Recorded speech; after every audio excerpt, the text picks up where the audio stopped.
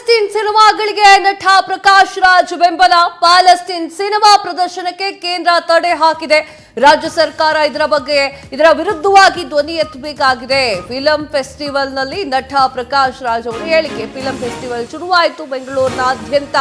Orion ಮಾಲ್ನಲ್ಲಿ film festival ನಡೆಯುತ್ತೆ. So ಆ ಒಂದು ಫಿಲಂ ಫೆಸ್ಟಿವಲ್ ಅಲ್ಲಿ ಪ್ಯಾಲೆಸ್ತೀನ್ ಸಿನಿಮಾಗಳು ಇರಬೇಕು ಅಂತ ಹೇಳಿ ಅವ್ರು ಹೇಳುತ್ತಾ ಇದ್ದಾರೆ.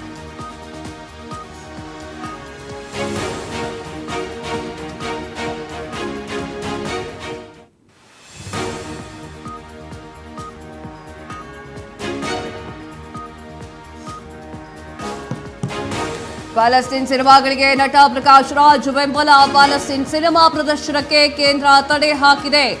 ರಾಜ್ಯ ಸರ್ಕಾರದ ವಿರುದ್ಧ ಧ್ವನಿ ಎತ್ತಬೇಕು. ಫಿಲಂ ಫೆಸ್ಟಿವಲ್ನಲ್ಲಿ ನಟ ಪ್ರಕಾಶ್ ರಾಜ್ ಅವರ ಹೇಳಿಕೆ. ಇದೇ ವೇಳೆ ಪ್ಯಾಲೆಸ್ತೀನ್ನ ಪದ್ಯವನ್ನ ಓದಿದಂತಹ ಪ್ರಕಾಶ್ ರಾಜ್, ಫಿಲಂ ಫೆಸ್ಟಿವಲ್ ಒಂದು ರೀತಿಯ ರಂಗನ ತಿಟ್ಟು ಇದ್ದಂಗೆ.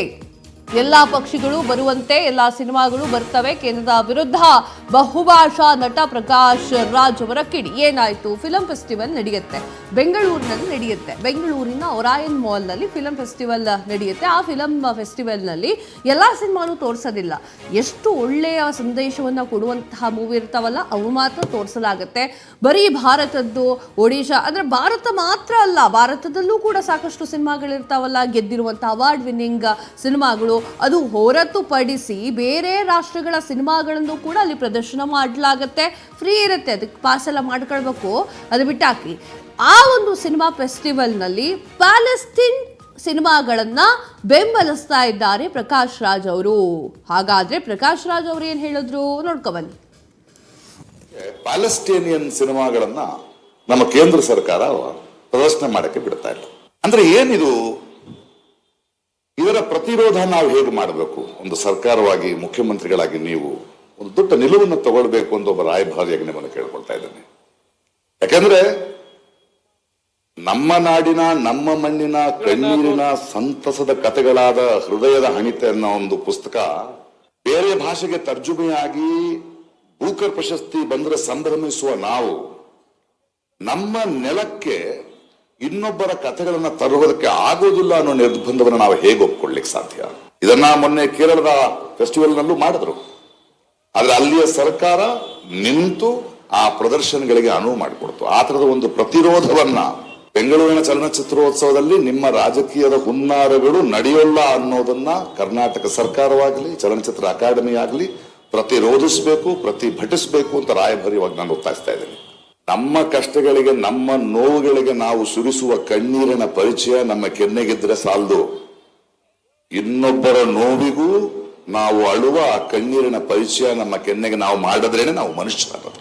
ನೀವು ಪ್ಯಾಲೆಸ್ಟೀನಿಯನ್ ಸಿನಿಮಾಗಳನ್ನ ಇಲ್ಲಿ ಪ್ರದರ್ಶಿಸಕ್ಕೆ ಬಿಡದೇ ಇದ್ರೆ ಈ ವೇದಿಕೆಯಲ್ಲಿ ನಾನು ಅಲ್ಲಿಯ ನೋವನ್ನ, ಅಲ್ಲಿಯ ಪದ್ಯವನ್ನ ಓದ್ತೇನೆ. ಪ್ಯಾಲೆಸ್ಟೀನಿಯನ್ ಆ ನೋವಿನ ಪದ್ಯವನ್ನು ಓದೋದರ ಮೂಲಕ ನನ್ನ ಪ್ರತಿರೋಧವನ್ನ ಹೇಳಲಿಕ್ಕೆ ನಾನು ಇಷ್ಟಪಡ್ತೇನೆ. The wars will end and the leaders will shake hand and disperse, but that old lady will still be waiting for her son, and that woman will be waiting for her husband, and the children would be waiting for their heroic father. I don't know who sold my homeland, but I know who paid the price for it. ಯುದ್ಧಗಳು ಕೊನೆಗೊಳ್ಳುತ್ತವೆ, ನಾಯಕರು ಕೈಕುಲುಕಿ ತೆರಳುತ್ತಾರೆ. ಆದರೆ ಆ ವೃದ್ಧೆ ತನ್ನ ಮಗನಿಗಾಗಿ ಕಾಯುತ್ತಿರುತ್ತಾಳೆ, ಆ ಹೆಣ್ಣು ಮಗಳು ತನ್ನ ಗಂಡನಿಗಾಗಿ ಕಾಯುತ್ತಿರುತ್ತಾಳೆ, ಆ ಮಕ್ಕಳು ತಮ್ಮ ವೀರನಾದ ಅಪ್ಪನಿಗೋಸ್ಕರ ಕಾಯ್ತಾ ಇದ್ದಾರೆ. ನನ್ನ ಮಣ್ಣನ್ನ, ನನ್ನ ಮಾತೃಭೂಮಿಯನ್ನ ಮಾರಿದವರ್ಯಾರೆಂದು ನನಗೆ ಗೊತ್ತಿಲ್ಲ, ಆದರೆ ಅದಕ್ಕೆ ಬೆಲೆ ತೆತ್ತವರು ಯಾರೆಂದು ನನಗೆ ಗೊತ್ತು. ಇದಕ್ಕೆ ಪ್ಯಾಲೆಸ್ಟೀನಿಯನ್ ಸಿನಿಮಾಗಳನ್ನ ನಮ್ಮ ಕೇಂದ್ರ ಸರ್ಕಾರ ಪ್ರದರ್ಶನ ಮಾಡಕ್ಕೆ ಬಿಡ್ತಾ ಇಲ್ಲ ಅಂದ್ರೆ ಏನಿದು? ಇದರ ಪ್ರತಿರೋಧ ನಾವು ಹೇಗೆ ಮಾಡಬೇಕು? ಒಂದು ಸರ್ಕಾರವಾಗಿ, ಮುಖ್ಯಮಂತ್ರಿಗಳಾಗಿ ನೀವು ಒಂದು ದೊಡ್ಡ ನಿಲುವನ್ನು ತಗೊಳ್ಬೇಕು ಅಂತ ಒಬ್ಬ ರಾಯಭಾರಿಯಾಗಿ ನಿಮ್ಮನ್ನು ಕೇಳ್ಕೊಳ್ತಾ ಇದ್ದೇನೆ.